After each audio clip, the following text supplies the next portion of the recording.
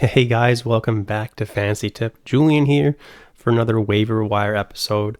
This one for the second half of week 25 and the final week of the regular season. If you haven't noticed by now, I am sick, so pardon my very not loud voice, but I'm trying to do my best to get this video out despite being sick. So hope you appreciate that. Before we jump to it, guys, if you've been watching my videos all year and haven't yet, drop a like and hit that subscribe button if you haven't already. And let's take a look at this week's schedule. So for the second half of this week, Monday, April 14th, there are 6 games. Tuesday, there are 10. Wednesday, there are 6. Thursday, 7. Officially, the off days are Monday, Wednesday, and Thursday, but you probably have room almost every single day. Check Tuesday to make sure, but there's a good chance you have room each and every day, so off nights are not overly important on the second half of the week. In terms of teams with a good schedule, there are only 2 teams that actually play 3 games this week, and that's Detroit and LA. Detroit plays Monday, Wednesday, Thursday. Los Angeles plays Monday, Tuesday, and Thursday. Teams with a bad schedule, well, the Colorado Avalanche, they actually don't play any games this week, so drop any Avs you have after Sunday's games. Then the Bruins, Wild, Penguins, Seattle, St. Louis, and Winnipeg only play 1 game this week, which is not really ideal. In terms of forward options, well, the Wings do play 3 games, so Patrick Kane, who's been pretty decent as of late, and is getting top power play time, is a good option. Macklin Celebrini, who plays 2 games and has been really, really hot, is a good option as well. He's really seeming to be going off near the end of the season now. JJ Peterka, same thing, kind of going off right now, scoring lots of goals and points. Matthew Nyes playing top line and top power play in Toronto, has 2 games himself. Quinton Byfield has 3 games for LA, and he's got triple eligibility, so that's nice. Matvei Michkov of the Philadelphia Flyers is getting top power play time and is really hot right now, so he's a good option. Kiefer Sherwood of the Vancouver Canucks, actually despite his hitting floor, which has been incredible all year, he's actually been scoring a lot of points lately, so he's someone that you might want to look at even in leagues that don't count hits. Morgan Geekie, I know the Bruins only play 1 game this week, but Morgan Geekie actually also plays on Sunday, so if you're watching this and you're able to make a pickup, Morgan Geekie has been the single best player in the NHL for the last couple weeks, excluding Pasternak, so if you can get him for Sunday and Tuesday and then drop him for somebody who plays Wednesday and Thursday, that's not really a bad option. Mason Marchment of the Dallas Stars is getting second line deployment in Dallas. Dallas has a couple games this week. That's really not a bad option. Andrei Kuzmenko has been really, really hot over the past couple weeks, playing top line and top power play. And he seems to be rolling right now with the Los Angeles Kings, so that's great to see. And remember, they do play 3 games this week. Pius Suter of the Vancouver Canucks has also been super hot, playing on the top line and top power play with all the injuries in Vancouver. He's had to be really good, and he has been. Will Smith is playing on the top line with Macklin Celebrini and getting really, really, really, really good deployment right now, getting power play time. And he's scoring a lot of points as of late. Tyler Seguin is still injured as of this recording, but there's a good chance that he comes back next week. Don't add him before he's confirmed back, but he definitely could play Dallas's final 2 games and could be an impact player.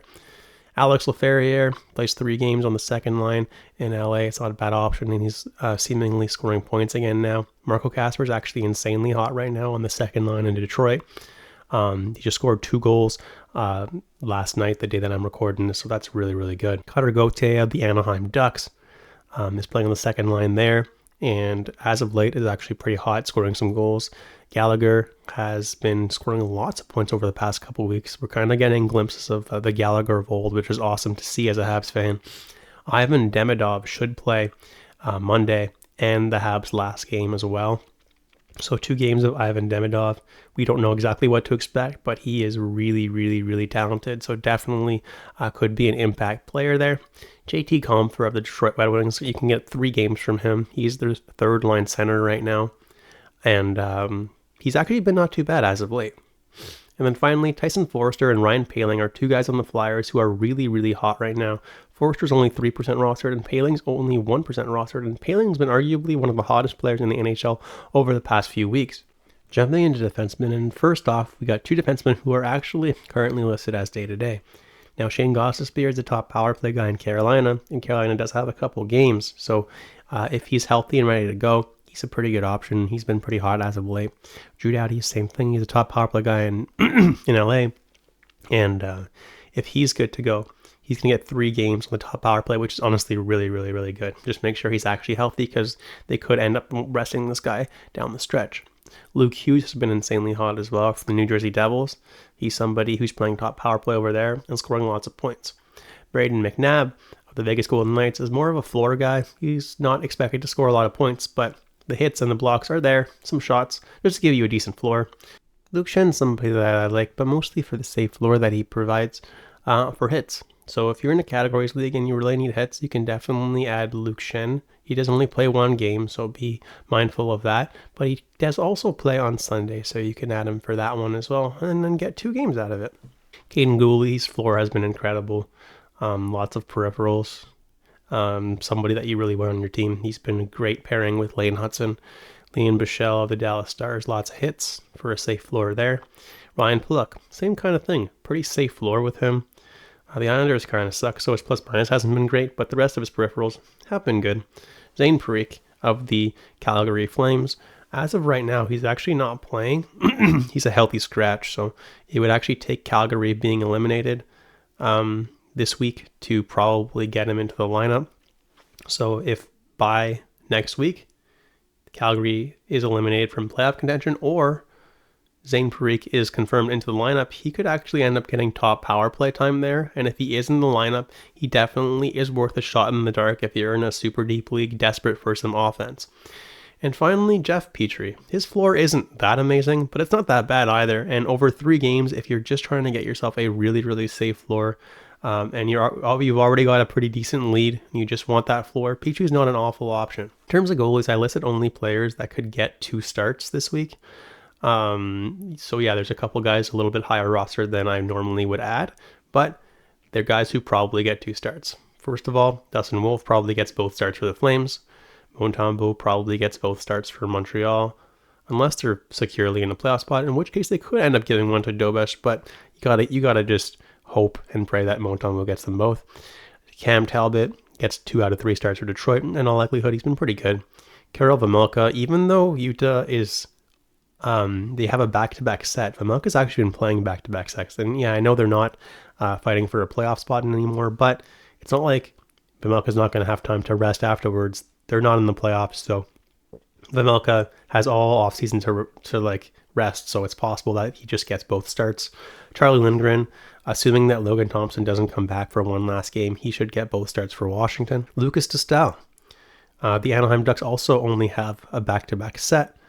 But again, same thing as Utah. It's possible that he gets them both if Gibson is still injured. They could end up giving one to Husso. But again, the Ducks are not playing again until next season, so Distal could just end up getting both starts and then just rest the entire offseason. Not someone that I'm super confident is going to get 2 starts, but at least it's a possibility. Sam Urson, same thing. I'm not super confident he's going to get both starts considering he hasn't been that great, but he has been the best of the 3 goalies in Philadelphia, so he could get both starts. David Riddick is actually someone who I think realistically could get 2 of the 3 starts for LA, just because if the LA Kings have already clinched the playoffs, which they have, and they've already clinched home ice against the Oilers, Riddick probably is going to be in there twice out of 3 games. First of all, one set is a back-to-back, so he's guaranteed 1 game. And then if there's nothing to play for, they might want to just rest Kemper down the stretch, just get him 1 game to keep him fresh, and not play him 2 out of 3 games. So I think there's actually a pretty good chance that Riddick gets 2 out of 3 games, assuming that LA clinches that home ice against the Oilers. Then James Reimer of the Buffalo Sabres probably gets both starts since he's been the better goalie in Buffalo. And then Jet Greaves with Merzlikins probably out the rest of the year. Jet Greaves had a really, really good performance the other night, and he could be the guy that they're rolling with in Columbus. And that's it for this video, guys. I hope you enjoyed it. If you did, drop a like and hit that subscribe button if you haven't already. I want to wish all you guys the best of luck in your fantasy finals, and I hope that you guys take home that fantasy hockey trophy. Cheers, guys.